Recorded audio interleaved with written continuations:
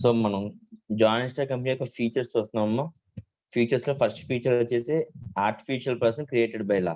ఓకేనా? So company కూడా ఒక పర్సనే. ఎలాంటి పర్సన్ అంట? ఆర్టిఫిషియల్ పర్సన్ అంట, క్రియేటెడ్ బై లా. అలాగే సపరేట్ లీగల్ ఎంటిటీ. ఎప్పుడైతే ఒక కంపెనీ క్రియేట్ అయిందో అప్పటి నుంచి సపరేట్ లీగల్ ఎంటిటీ అనే ఫీచర్ కంపెనీకి వస్తుంది. అంటే కంపెనీలో ఉన్న మెంబర్స్ వేరు, కంపెనీ వేరు. ఓకేనా? సో కంపెనీ బయట వాళ్ళ మీద కోర్టులో సూ చేయొచ్చు, కంపెనీ మీద బయట వాళ్ళు సూ చేయొచ్చు. Because it is having a feature of separate legal entity. Formation. So company form చేయాలంటే రూల్స్ అండ్ రెగ్యులేషన్స్ ఎక్కడ ఫాలో అవ్వాలి, ఆర్ లీగల్ రిక్వైర్మెంట్స్ ఎక్కడ ఫాలో అవ్వాలంటే కంపెనీస్ యాక్ట్ 2013 ఫాలో అవ్వాలి. ఓకేనా? అలాగే కామన్ సీల్. కామన్ సీల్ అంటే ఏంటంటే ఒక న్యాచురల్ పర్సన్ కి సిగ్నేచర్ ఎలాగో కామన్ సీల్ అనేది ఒక కంపెనీకి అలాగా. సో కంపెనీ ఎక్కడైనా సరే వ్యాలిడ్ డాక్యుమెంట్స్ ని క్రియేట్ చేయాలి అంటే ఆ వ్యాలిడ్ డాక్యుమెంట్స్ మీద ఈ కామన్ సీల్ అనేది ప్లేస్ చేస్తుంది. ఓకేనా? సో ఇది అంత ఇంపార్టెంట్ కాబట్టి కామన్ సీల్ ఎవరి చేతికి పడితే వాళ్ళ చేతికి ఇవ్వరు. ఎవరైతే కంపెనీ సెక్రటరీస్ ఉన్నారో కంపెనీ సెక్రటరీస్ యొక్క కస్టడీలో కామన్ సీల్ అనేది ఉంటుంది. సో ఇక్కడ వరకు నేర్చుకున్నామని నాకు గుర్తు. Next, perpetual succession. So a company has perpetual existence unlike a sole trading or a partnership concern. Once a company is formed, it continues for an unlimited period until it is legally dissolved. In other words, a company has a perpetual life, and death, lunacy, retirement, or insolvency of its members does not affect its existence. ఇది కూడా complete అయింది last time. Perpetual existence అంటే ఏంటంటే అమ్మా, company n number of years దాని యొక్క functions ని continue చేయొచ్చు. ఓకేనా? సో ఒక సోల్ ప్రొప్రైటర్ లాగా ఆర్ ఒక పార్ట్నర్షిప్ కన్సర్న్ లాగా ఆ ఆ బిజినెస్ యొక్క హెడ్ తో సంబంధం ఉండదు. ఫర్ ఎగ్జాంపుల్ పార్ట్నర్షిప్ 2 మెంబర్స్ చేస్తున్నారమ్మా. ఒక పర్సన్ చనిపోయాడు, డెత్ అయ్యాడు. లీగల్ రిప్రజెంటేటివ్స్ ఎవరో కూడా వచ్చి కంటిన్యూ చేయడానికి ఇష్టం లేదు. అప్పుడు ఖచ్చితంగా పార్ట్నర్షిప్ ని ఏం చేయాలి?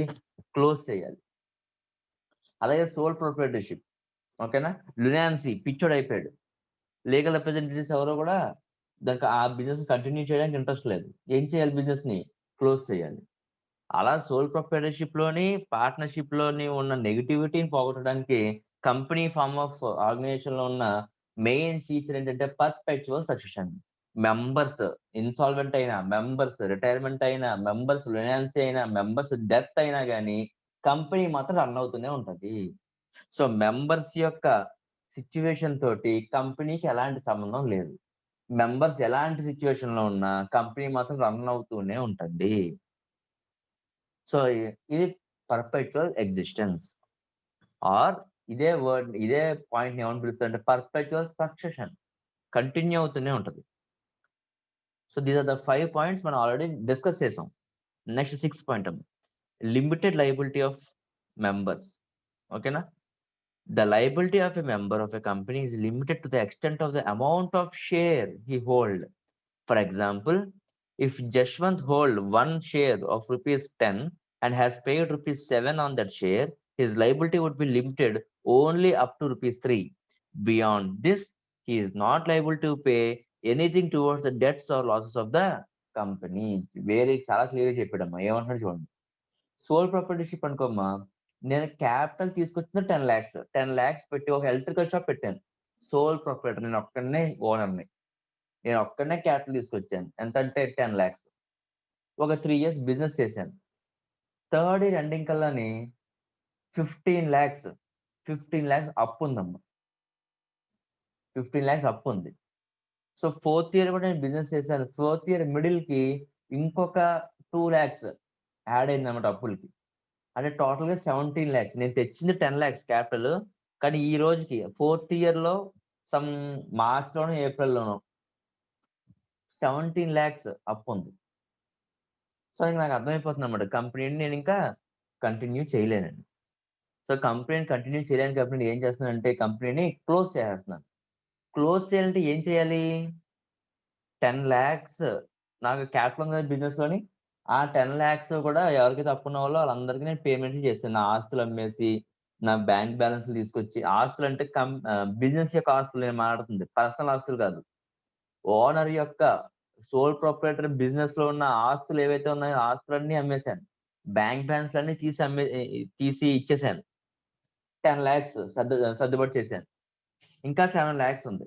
ఈ 7 lakhs నాకు లయబిలిటీ ఉంటదా? ఉండదా? ఎవరైనా చెప్పాలి. సోల్ ప్రొప్రైటరీ బిజినెస్ లో ఎక్స్ట్రా 7 lakhs నా మీద కట్టాల్సిన లయబిలిటీ ఉందా లేదా? ఉంటుంది సార్.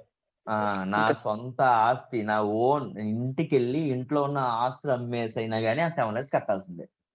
ఇలాంటి లయబిలిటీ ఏమంటారంటే అమ్మా unlimited liability. And Tejaswi partnership లో పార్ట్నర్స్ కి లిమిటెడ్ లయబిలిటీ ఉంటుందని చెప్పుకున్నావా? అన్‌లిమిటెడ్ లయబిలిటీ ఉంటుందని చెప్పుకున్నావా? Unlimited liability. కానీ కంపెనీలో చూడండమ్మా, కంపెనీ ఫార్మ్ ఆఫ్ ఆర్గనైజేషన్ లో limited liability.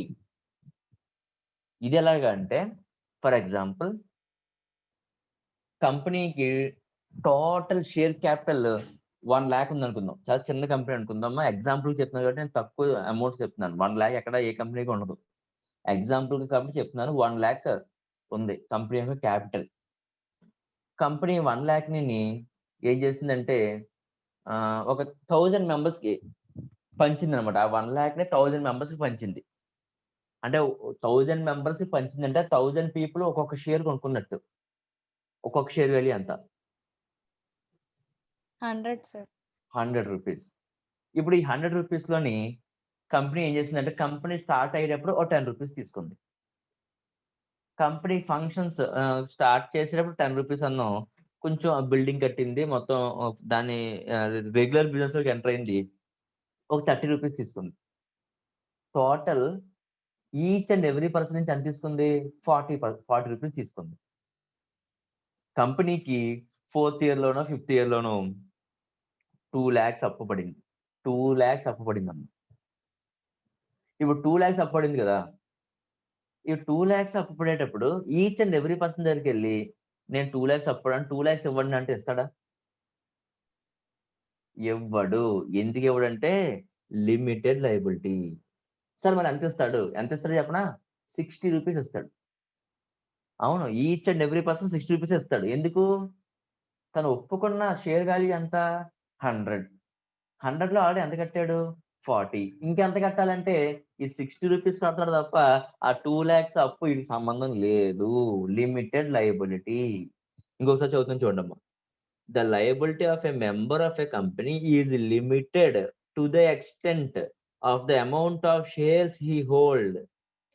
For example, if Jashwant holds 1 share of rupees 10 and has paid rupees 7 on that share, he is liable to limited only up to rupees 3. అంటే 10 rupees share value, 7 rupees కట్టాడు. ఇంకెంత కడతాడు? 3 rupees మాత్రమే కట్టాలి. Beyond this అంటే ఆ 3 rupees కాకుండా beyond this he is not liable to pay anything towards the debts or loss of the company. కంపెనీకి సంబంధించిన ఎలాంటి అప్పులు కానీ ఎలాంటి లాసెస్ కానీ ఈ షేర్ హోల్డర్ కి ఎలాంటి సంబంధం లేదు. క్లియర్? Any doubts? ఎవరికైనా డౌట్ ఉంటే అడగచ్చు. Next one, transferability of shares. Lakshmipriya ఉన్నావా? పార్ట్నర్షిప్ ఫర్మ్ ఆఫ్ బిజినెస్ లో నువ్వు పార్ట్నర్వి. నీకు నచ్చకపోతే నీ పార్ట్నర్షిప్ యొక్క షేర్ నాకు ఇచ్చేచ్చా? ఈజీగా ఇవ్వచ్చా? ఇవ్వడానికి లేదా? ఇవ్వకూడదు సార్. అక్కడ ట్రాన్స్ఫరబిలిటీ అనేది లేదని నేర్చుకున్నాం. కానీ ఇక్కడ అలా కదమ్మా. కంపెనీలో నువ్వు కానీ ఒక షేర్ తీసుకుంటే కంపెనీలో ఆ షేర్ నీకు నచ్చకపోతే వెంటనే ఏం చేయొచ్చంట? ట్రాన్స్ఫర్ చేసేయచ్చు, వేరే వాడికి అమ్మేయచ్చు. ఓకేనా? చదువుతాను చూడండి. The members of the company are free to transfer or dispose the shares held by them to any person as and when they like. వాళ్ళకి ఎప్పుడు నచ్చితే అప్పుడు ఉంచుకోవచ్చు, నచ్చకపోతే అమ్మేయచ్చు. They do not need the consent of other shareholders to transfer their shares. నా shares నేను అమ్ముకోవడానికి పక్క షేర్ హోల్డర్ యొక్క అనుమతి తీసుకోవాల్సిన అవసరం లేదు. ఓకేనమ్మా? It's solely depend on my decision. Next, but in case of private company, some restrictions are imposed for transferring shares. అమ్మా ప్రైవేట్ కంపెనీ అయినా పబ్లిక్ కంపెనీ అయినా షేర్స్ అయితే ట్రాన్స్ఫర్ చేసేయచ్చు. పబ్లిక్ కంపెనీ అయితే అసలు ఎవరికి చెప్పక్కర్లేదు, ప్రైవేట్ కంపెనీకి మాత్రం కొన్ని రెస్ట్రిక్షన్స్ ఉన్నాయంట. ఆ రెస్ట్రిక్షన్స్ ఏంటి అనేది మనకి ఇక్కడ లేదు, మనకి సిలబస్ కాదు. రెస్ట్రిక్షన్స్ ఉన్నాయి అని నేర్చుకోవడం మాత్రం మన సిలబస్. ఓకేనా? Next, membership. To form a joint stock company and minimum of 2 members are required in case of private limited company and 7 members in case of public limited company. The maximum limit is 50 in case of private limited company.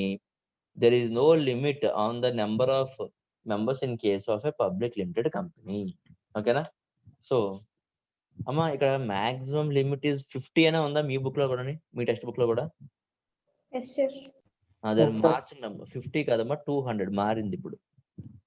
200.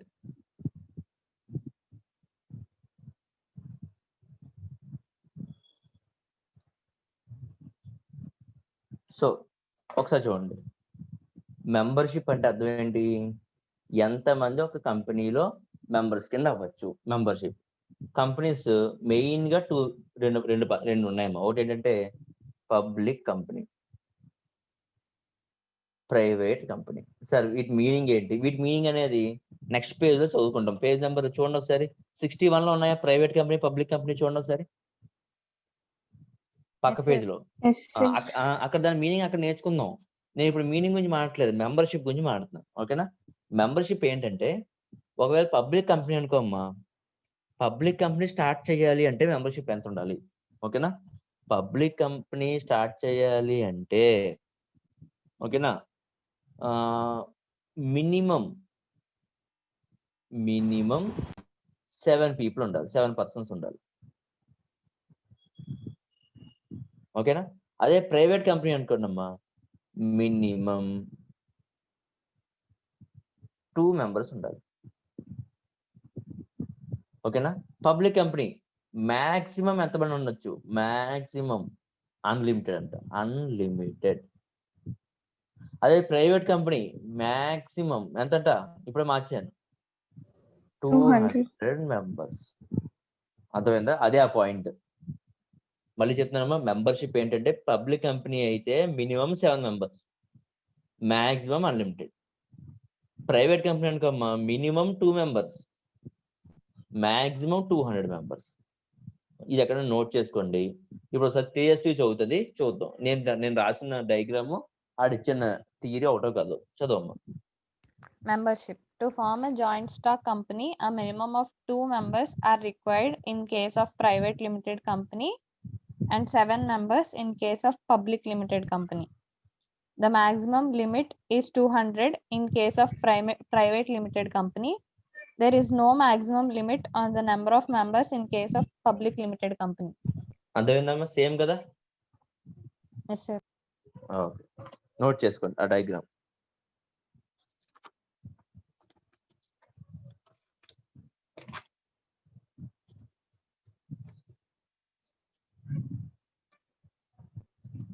Next, democratic management కూడా నువ్వే చదవమ్మా. Democratic management. Different categories of people from different areas contribute towards the capital of the company. So it is not possible for them to look after the day-to-day management of the company. They may take part in deciding the general policies of company, but the day-to-day affairs of the company are managed by their elected representatives, board of directors. India is a democratic country అంటారు కదా, అంటే ఏంటమ్మా? ఎవరన్నా meaning చెప్పగలరా దానికి? Sir, people decisions కి value ఇస్తారు sir. People decisions కి వాల్యూ ఇచ్చే కంట్రీ కాబట్టి దాన్ని ఏమంటారు? డెమోక్రటిక్ కంట్రీ అంటారు India. In the same way కంపెనీలో కూడా ఏంటంటే ఇష్టం వచ్చిన డెసిషన్స్ తీసేసుకోరు వాళ్ళు. కంపెనీలో ఎవరైతే హెడ్స్ ఉన్నారో ఆ హెడ్స్ యొక్క డెసిషన్స్ తీసేసుకొని ఇంకా అదే కంటిన్యూ చేశారు. ఈచ్ అండ్ ఎవ్రీ పర్సన్ కూడా తన యొక్క పాలసీ ఏంటి అనేది చెప్పచ్చు. ఓకేనా? సో అందుకే ఏం చేశారంటే పీపుల్స్ యొక్క రిప్రజెంటేటివ్స్ పెట్టారు. పీపుల్స్ యొక్క రిప్రజెంటేటివ్స్. ఆ పీపుల్స్ యొక్క రిప్రజెంటేటివ్స్ బోర్డ్ ఆఫ్ డైరెక్టర్స్. ఓకేనా? సో కంపెనీలోని కొన్ని లక్షల మంది మెంబర్స్ ఉంటారమ్మా. లక్షల మంది మెంబర్స్ వెళ్ళి కంపెనీలో వర్క్ చేశారనుకోండి అమ్మా, అసలు ఇంకా ప్రాఫిట్ ఎంత వస్తుందో ఏంటి అన్ని గందరగోళంగా ఉంటాయి. ఈ లక్షల మందిని గేట్ బయట పెడతారు, కంపెనీలోకి ఎల్లవ కూడా చేయరు. గేట్ బయట పెట్టి ఇందులోంచి ఒక 10 మెంబర్స్ ఒక 20 మెంబర్స్ బోర్డ్ ఆఫ్ డైరెక్టర్స్ అని చెప్పి ఎలక్ట్ చేసుకుంటారు. అంటే 1,00,000 మందిని రిప్రజెంట్ చేయడానికి 10 మెంబర్స్ ఎలక్ట్ అవుతారన్నమాట. అర్థమవుతుందా? So different categories of people from different areas contribute towards the capital of the company. అంటే అర్థం ఏంటి? డిఫరెంట్ కేటగిరీలోంచి డిఫరెంట్ ఏరియా నుంచి డిఫరెంట్ పీపుల్ వచ్చి ఒక కంపెనీలోని క్యాపిటల్ ని కంట్రిబ్యూట్ చేస్తారు. అర్థమవుతుందమ్మా? సో టీచర్స్ అనే కమ్యూనిటీ నుంచి నేను షేర్ కొన్నాను. స్టూడెంట్ అనే కమ్యూనిటీ నుంచి మన హేమంత్ ఒక షేర్ కొన్నాడు. ఓకేనమ్మా? అలాగే ఇంజనీర్స్ కమ్యూనిటీ, ఓకేనా, నార్మల్ సొసైటీలో ఉన్న డిఫరెంట్ కమ్యూనిటీస్ కేటగిరీస్ నుంచి ఏం చేస్తారు, డిఫరెంట్ పీపుల్ వెళ్ళి ఒక కంపెనీలో షేర్స్ అనేవి కొంటారు. ఇప్పుడు వీళ్ళందరూ వెళ్ళి బిజినెస్ చేసేయకూడదు. అందుకే ఏం చేశారంట, so it is not possible for them to look after the day to day management of the company. రోజు 1,00,000 మంది కంపెనీకి వెళ్ళి అక్కడ పనులని చెక్కబెట్టి వస్తారా? అలా చేయదు, అలా పాసిబుల్ అవ్వదు అసలు. So they may take part in deciding the general policy of a company, but the day-to-day affairs of the company are managed by their elected representative board of directors. So వీళ్ళు ఏదైతే important decisions ఉన్నాయో ఆ decisions ని తీసుకుంటారు. మరి day to day management ఎవరు చేస్తారంట? వీళ్ళ చేత ఎలక్ట్ చేయబడిన రిప్రజెంటేటివ్స్, వాళ్ళని ఏమంటామమ్మా, బోర్డ్ ఆఫ్ డైరెక్టర్స్ చూసుకుంటారంట. సార్ మరి వీళ్ళు ఇంపార్టెంట్ పాలసీస్ తీసుకుంటారు కదా 1,00,000 మందిని, ఎప్పుడు తీసుకుంటారు? Each and every year annual general meetings అనేవి జరుగుతాయండి. మీరు ఎప్పుడైనా వినే ఉంటారు, పేపర్లు, బిజినెస్ పేపర్లో ఉంటాయి. రిలయన్స్ యొక్క ఏజిఎం జరిగిందండి. ఏజిఎం అంటే ఏంటంటే యాన్యువల్ జనరల్ మీటింగ్. ఈ యాన్యువల్ జనరల్ మీటింగ్ లో ఈ 1,00,000 మందిని కూడా కూర్చోబెట్టి ఏం చేద్దాం నెక్స్ట్ ఇయర్ లో అని చెప్పి మాట్లాడుకుంటారు. వాళ్ళ యొక్క పాలసీస్ ని తీసుకుంటారు, వాళ్ళ యొక్క డెసిషన్స్ ని కన్సిడర్ చేస్తారు. ఓకేనా? ఇది డెమోక్రటిక్ మేనేజ్మెంట్. ఎవరికైనా డౌట్ ఉంటే అడగచ్చు. Any doubts? Okay, last one. Statutory regulations are to be followed. Very important point. A company has to comply with and abide by a number of statutory requirements. A company is governed by the Companies Act and it has to invariably follow the various provisions of the Act. For instance, such companies should submit a number of returns to the government, and also its accounts have to be audited by a chartered accountant. అందుకే మన field కి, మనం చదివే చదువుకి ఇంత importance. ఓకేనా? Last లో వాడిన మాట చూడండి, such companies should submit a number of returns to the government and also it's accounts have to be audited by a chartered accountant. ఆమె ఆడిటెడ్ అంటే దాని యొక్క మీనింగ్ నేను ఆల్రెడీ మీకు చెప్పాను, గుర్తుందా లేదా? ఆడిటింగ్ అంటే ఏంటంటే చెక్ చేయడం అమ్మ. కంపెనీలో 1,00,000 మంది ఎలక్ట్ చేయబడిన రిప్రజెంటేటివ్స్, వాళ్ళ పేర్లు ఏం చెప్పాను, బోర్డ్ ఆఫ్ డైరెక్టర్స్. వాళ్ళు ఏం చేస్తారు? డే టు డే మేనేజ్మెంట్ చేస్తారు కంపెనీలో. మరి చేస్తున్న డే టు డే మేనేజ్మెంట్ లో వాళ్ళు తప్పులు చేస్తున్నారా, కరెక్ట్ చేస్తున్నారా చెక్ చేయాల్సింది మనమే, మీరు, నేను, చార్టెడ్ అకౌంటెంట్స్. అర్థమవుతుందమ్మా? సో మనం ఏం చేయాలి? రేపొద్దున్న ఒక కంపెనీ మనకి సిఏ అనేది పాస్ అయిన తర్వాత, మన చేతికి సిఏ సర్టిఫికేట్ వచ్చిన తర్వాత మనం ఏం చేస్తాం?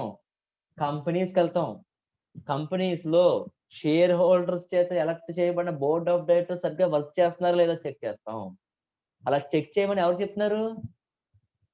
అలా చెక్ చేయమని చెప్తుంది ఎవరమ్మా? కంపెనీస్ యాక్ట్ చెప్తుంది. కంపెనీస్ యాక్ట్ ఏం చెప్తుంది?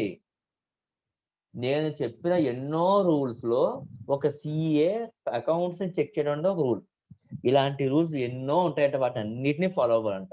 అలా ఫాలో అవడాన్ని statutory regulations are to be followed.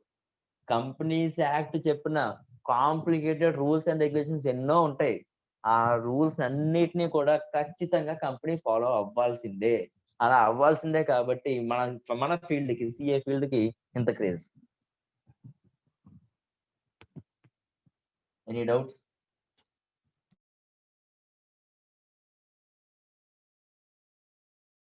Teachers లో ఏ పాయింట్ డౌట్ ఉన్నా అడగచ్చు. స్పీడ్ గా చూడండి ఒకసారి, ఫాస్ట్ గా 10 పాయింట్స్ ని. డౌట్ ఉంటే అడగండి.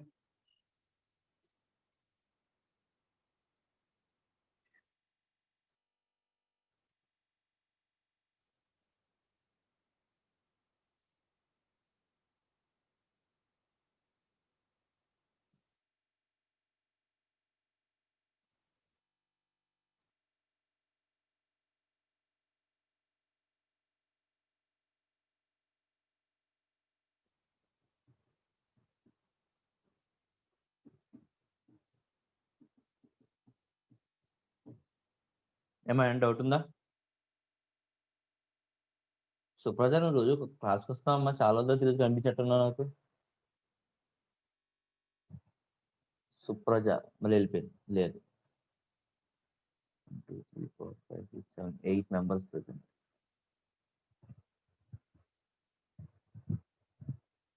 చంద్రరావు సమ్ చేసావా? Yes sir. Gayatri sir sum చేసావా? వీడియోస్ చూసాను సార్, సబ్సిడీ బుక్స్. ఓకే, ఇప్పుడు ఈ పాయింట్స్ డౌట్ ఉందా టీచర్స్ లో? No sir. Okay, next heading, classification of companies. అసలు కంపెనీస్ లో ఎన్ని రకాలు ఉన్నాయి? ఓకేనా, ఓన్లీ కంపెనీస్ యొక్క సైడ్ హెడింగ్స్. ఓకేనా, ఓన్లీ కంపెనీస్ యొక్క సైడ్ హెడింగ్స్ చదవమ్మా చంద్రరావు. లెక్క పెట్టండి, టోటల్ ఎన్ని చెప్పాలి లాస్ట్ లో నాకు. Chartered companies, statutory companies, register companies, government companies, private company, public company,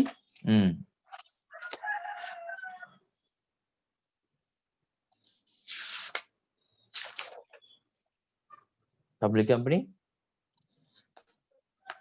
companies limited by shares. అది కూడా company sir. Companies limited by shares, company limited by shares, companies limited by graduate, unlimited companies, companies limited by guarantee, companies limited by guarantee, unlimited companies, holding company, subsidiary company, Indian company, foreign company, national company, multinational company. Total ఎన్ని వచ్చినాయి? 15 sir. 15 types of companies ఉన్నాయి, నేర్చుకోవాలి ఇప్పుడు మనం అవన్నీ. కానీ మీరు day to day life లో ఎక్కువ వినే వర్డ్స్ ఏంటంటే ప్రైవేట్ కంపెనీ, పబ్లిక్ కంపెనీ. ఎక్కువగా మీరు వినేది private company, public company. So దాని మీద ఎక్కువ ఫోకస్ చేయాలి. ఓకేనా, సో స్టార్ట్ చేయి చంద్రరావు, చదువు.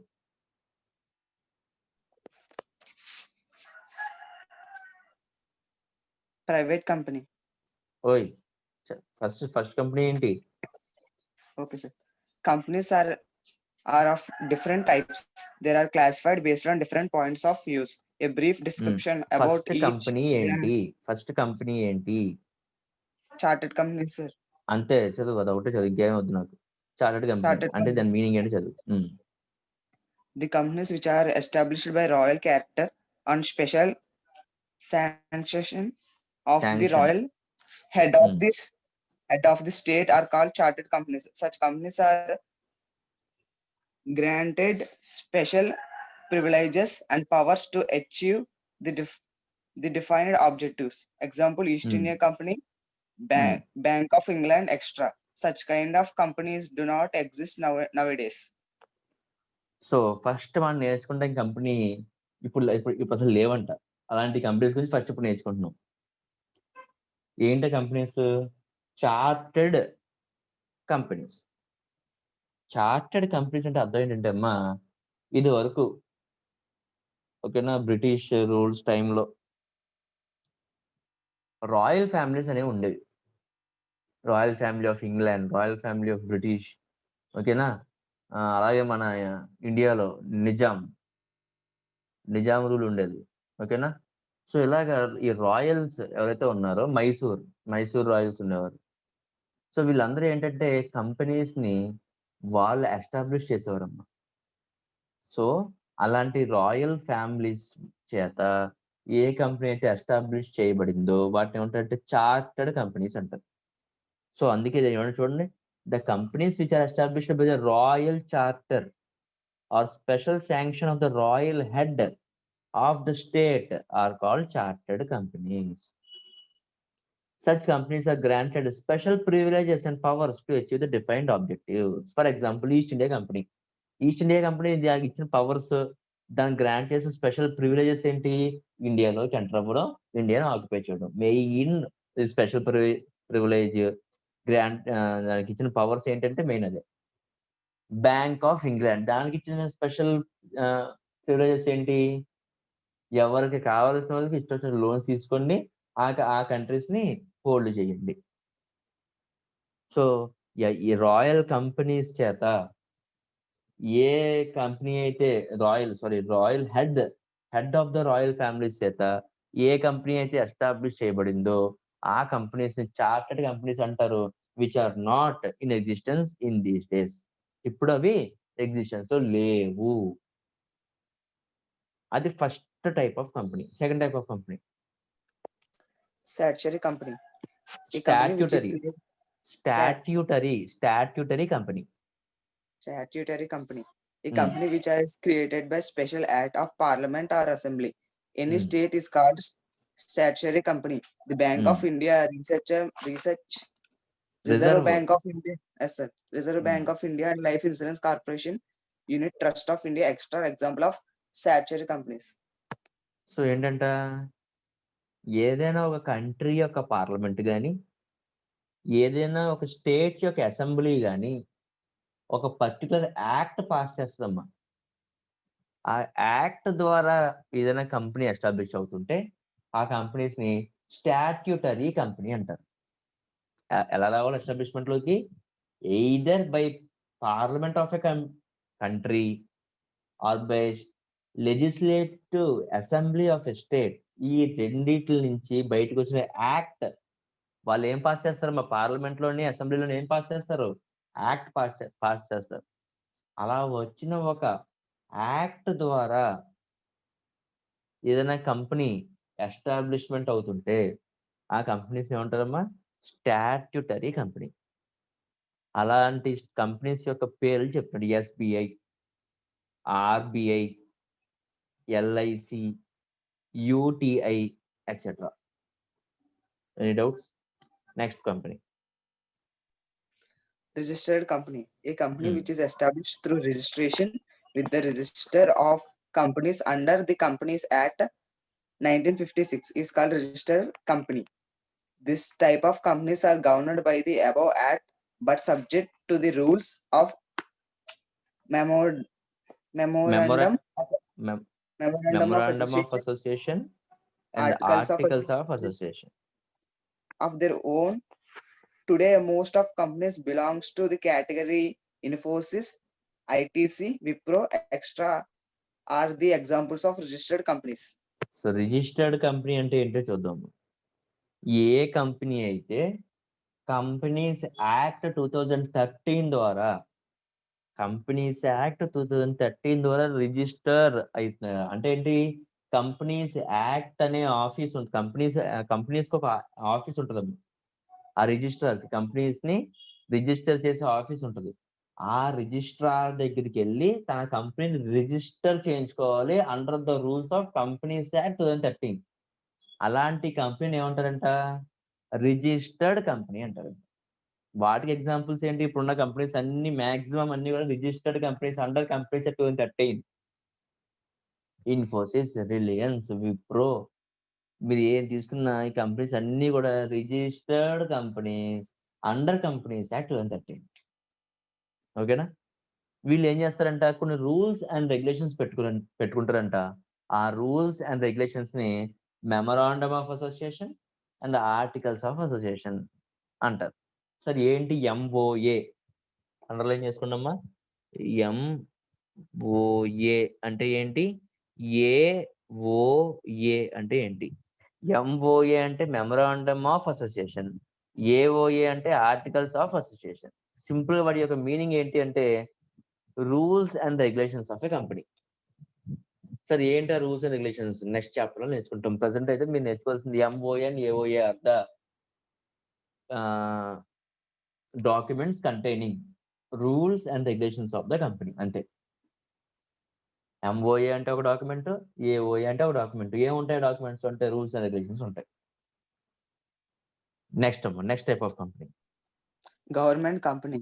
Any company in which not less than 51% of the paid up shares capital is held by the central government and or by the any state government or state government is called a government company.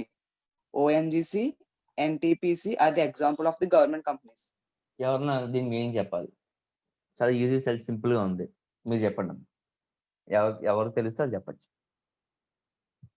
ఎవరికి అర్థమైనా పర్లేదు.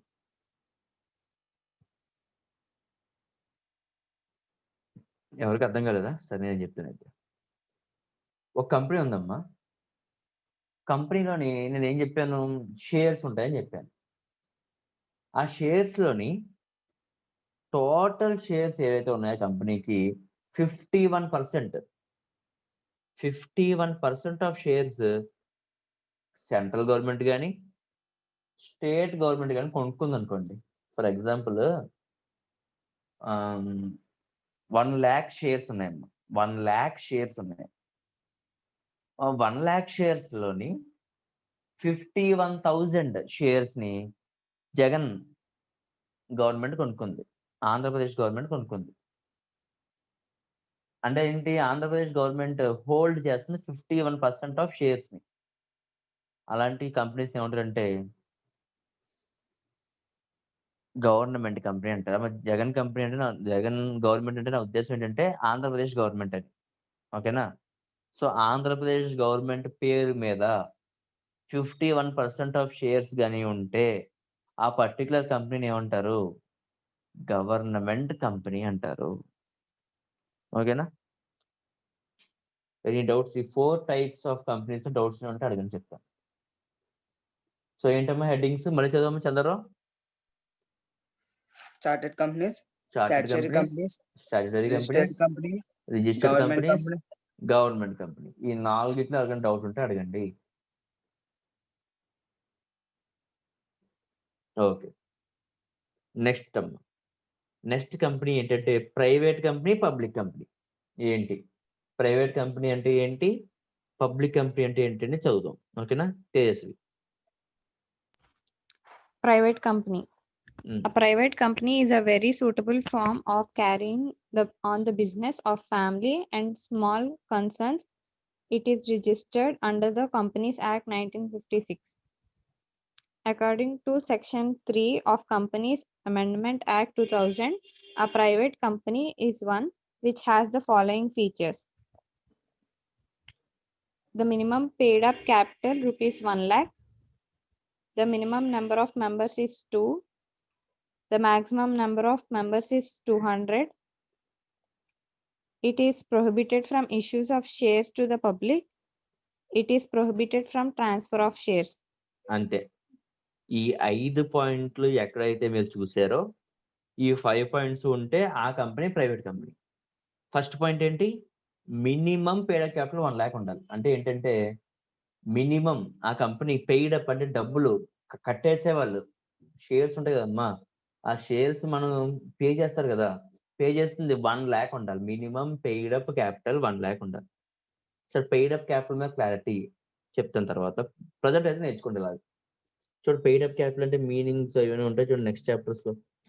Present అయితే మాత్రం paid up capital అనేది ఏంటంటే pay చేసిన capital, normal people pay చేసిన capital ఏమంటారు? Paid up capital. అలా నేర్చుకున్నాము. దాన్ని సబ్ డివిజన్స్ చాలా ఉన్నాయి, అవన్నీ నేను నెక్స్ట్ చాప్టర్స్ లో చెప్తాను. ఓకేనా? సో పెయిడ్ అప్ క్యాపిటల్ ఎంత ఉండాలి? 1 lakh ఉండాలి. మినిమం నెంబర్ ఆఫ్ మెంబర్స్ ఎంత ఉండాలి? 2 members ఉండాలి. మ్యాక్సిమం మెంబర్స్ ఎంతగా మించకూడదు?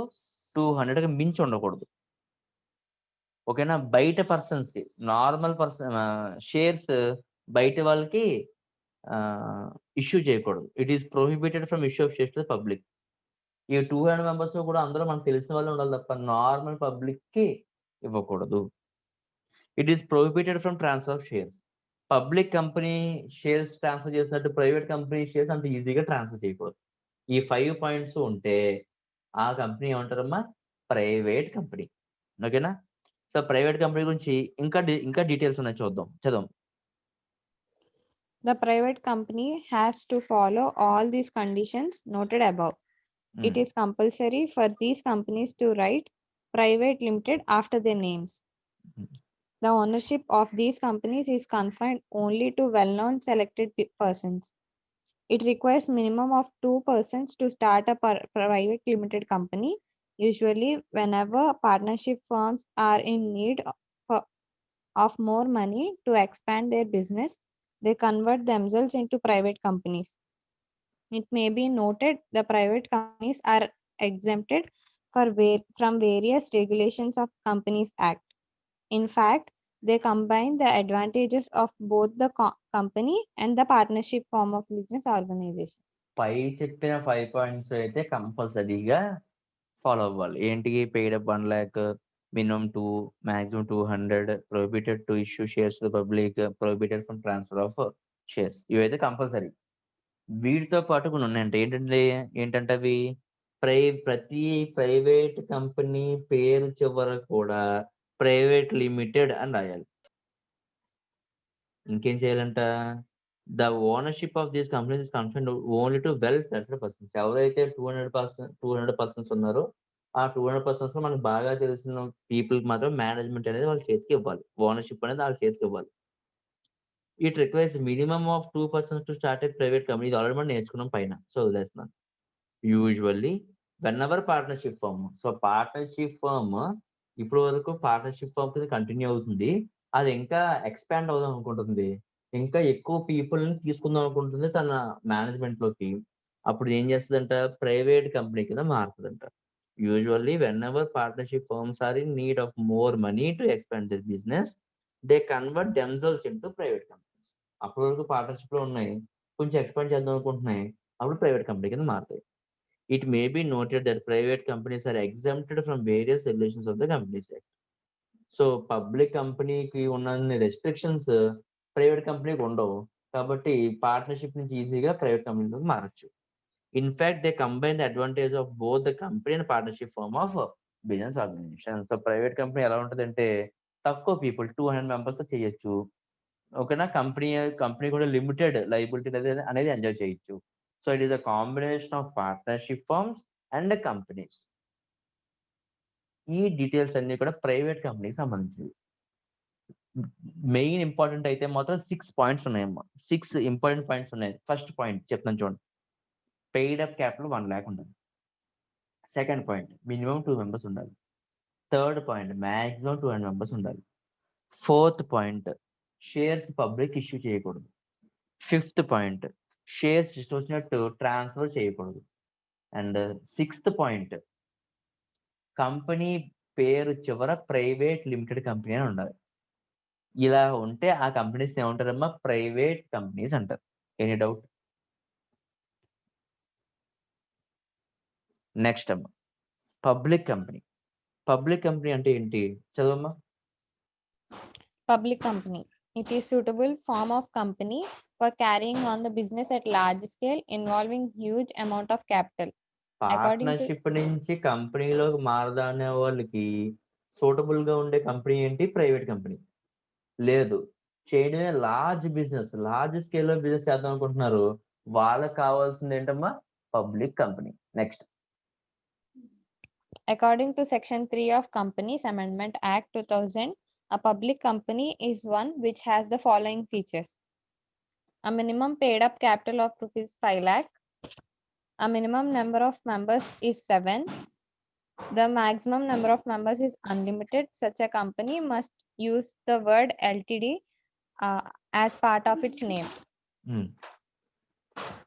Next. A public company must write Public Limited or simply Limited after its name.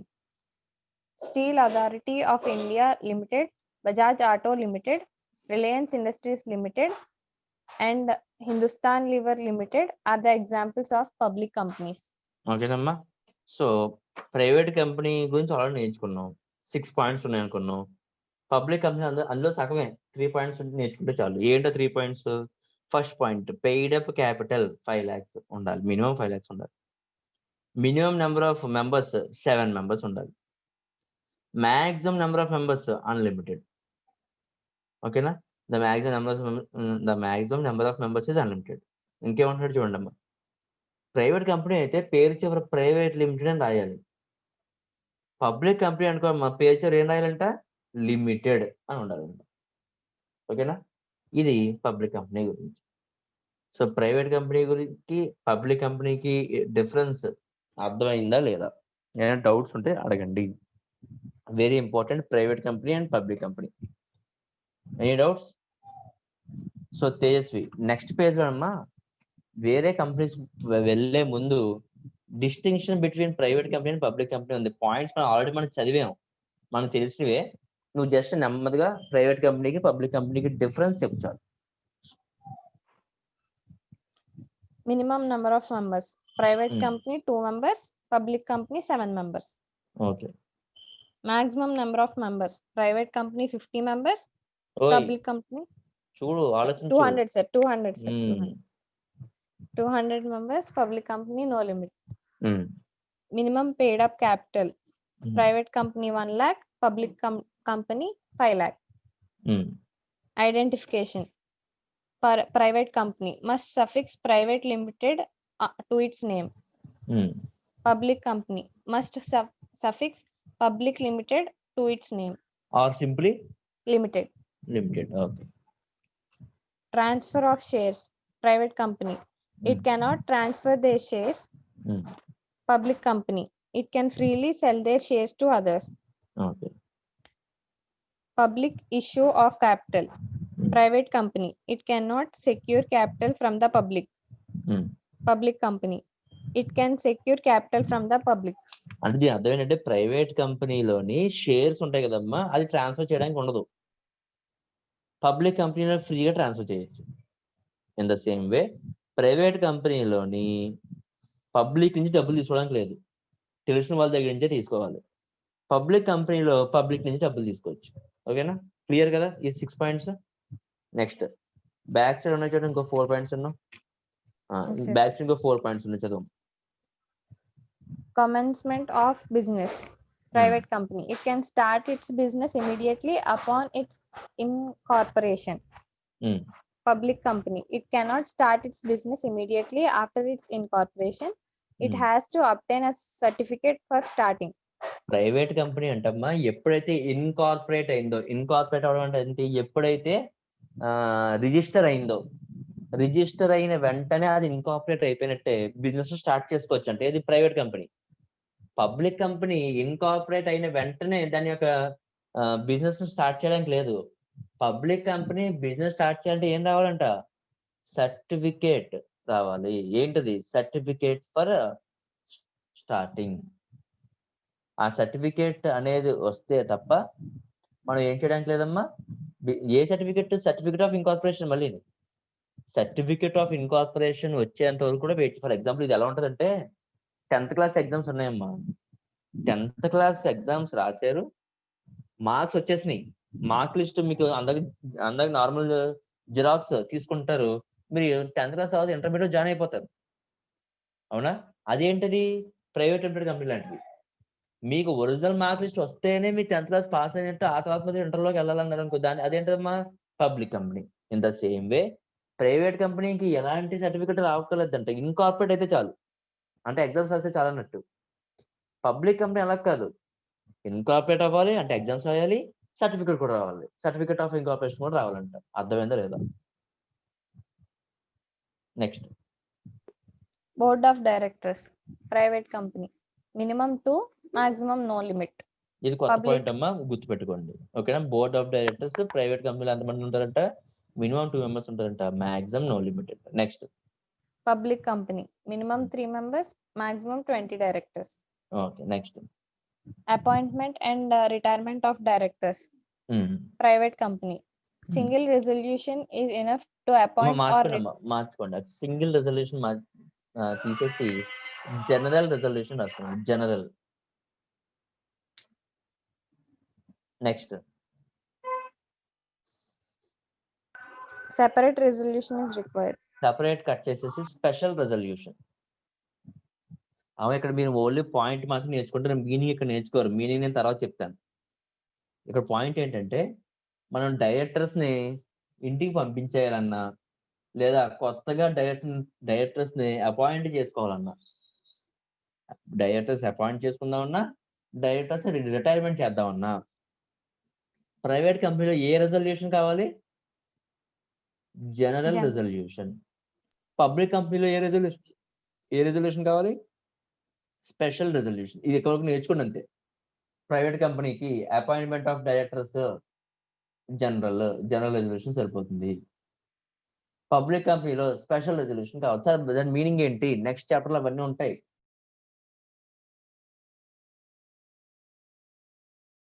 Present అయితే మాత్రం ఇవి ఇలా నేర్చుకోండి, ఓకేనమ్మా?